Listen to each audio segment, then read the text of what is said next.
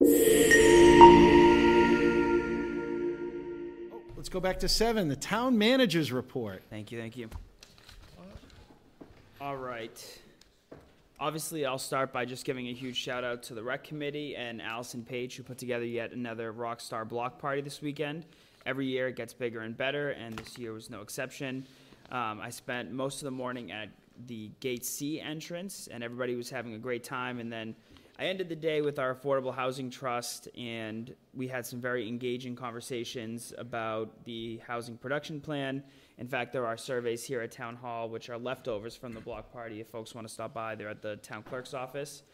I just wanted to note that the entire event is funded strictly from the rec revolving fund. It's not supported by the operating budget, and the only full-time employee that spends any time on it is Allison. The rest of it is done by volunteers. But Allison does get some help from our highway division, and then every year the sheriff's office work release program sends their work release participants for 3 or 4 days leading up to the block party. And I don't know if you noticed, but first thing this morning, the town center was back to normal as if nothing ever happened. So just a huge shout out to them. I know it's a great event that really boosts the community spirit.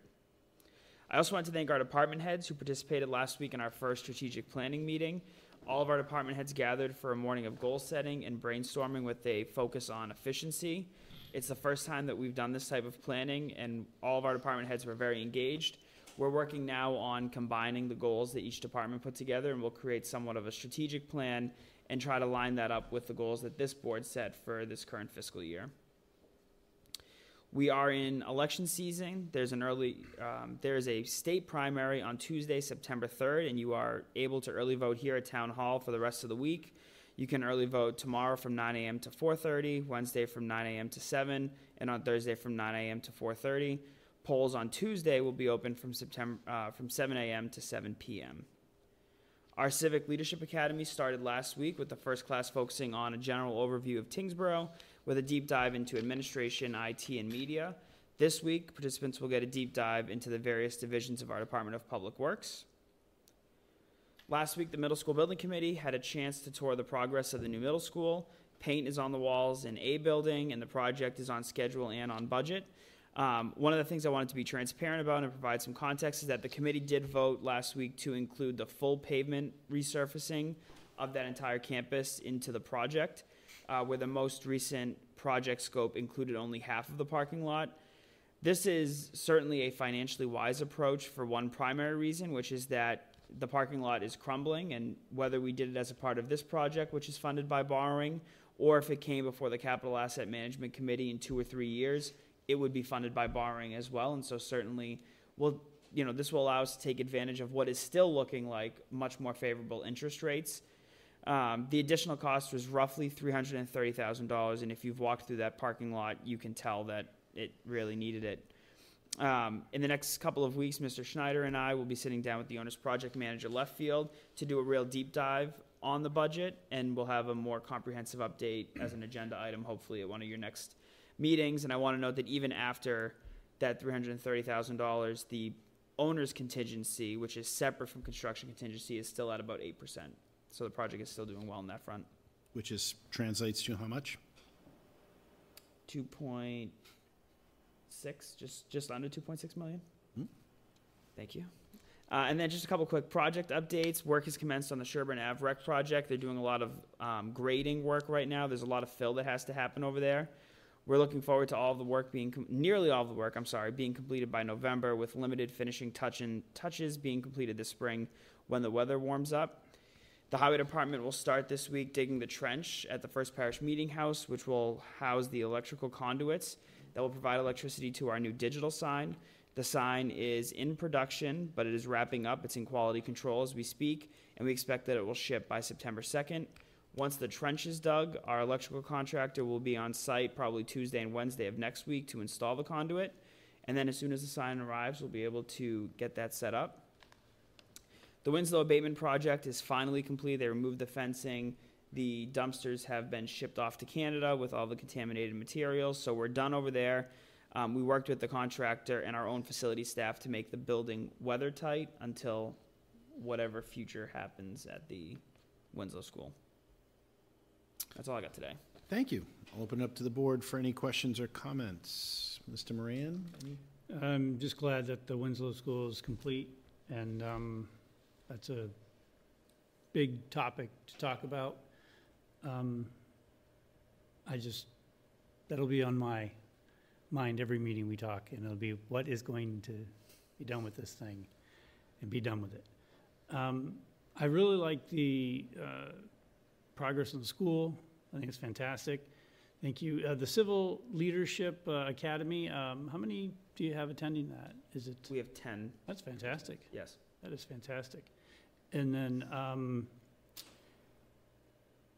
I missed the block party this past weekend, so I'm remiss at myself for doing that, missing it, but I do hear it was a fantastic event, so great to Allison for pulling that off with all the volunteers as well. Mr. Schneider? I just wanted to add to what Colin had said about repaving the entire parking lot. Not only does it still fit within the budget of the project, but given the condition of it, and as Dr. Flanagan had pointed out, every spring we're calling the highway department to patch that parking lot. It's far overdue, right? It's the original parking lot with the building. We're going to probably save some money in due to the fact that the equipment will already be there, so there'll be some efficiencies picked up. So it really is, it was really the right decision to make. Though we don't want to spend more money than we absolutely have to. If we didn't do it now, we'd be talking about doing it a couple of years from now, and then who knows what material costs will be, what borrowing costs will be. So I think it was the prudent thing to do at the time. Thank you. Mr. Cohen? Well, yeah, I talk about, hopefully we don't have to spend any money on the contingency, and I still believe that. Yep. But there's certain things that you have to. The last thing I would like to do is build a brand-new school and then have a parking lot in disrepair. I can only imagine Facebook would light up with that, and I would never want to have that. I didn't realize at the time that there was only half of what was being done. So I think that's very prudent and very wise, and I can't think of any other resolution to it. We just had to do it. I'm very psyched about the Sherburne rec project. I see the equipment there. They are working on it, and I'm very excited. And the whole committee, Sherburne committee, is excited to see that being kicked off.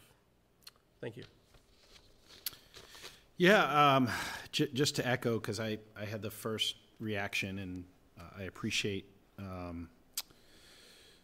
Selectman Schneider's. I got to watch the middle school building committee, and I thought you asked some great questions. I think that one thing that I've noticed is that the committee, they get it when it's like, don't throw anything on there, because my first reaction is, oh, geez, we're going to add to this.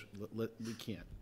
But there are things that you must do, and that's one of them. And you sit there and say, yeah, we should be doing that, because I don't want to have it come in front of us as part of capital asset in the next couple of years, because then we've got to go and find, another probably 500,000 or 600,000 by then, because the equipment's not there. You got materials. Had to do it. I'm in agreement with that, and I appreciate your oversight on that, because I think it's critical. I think it is important that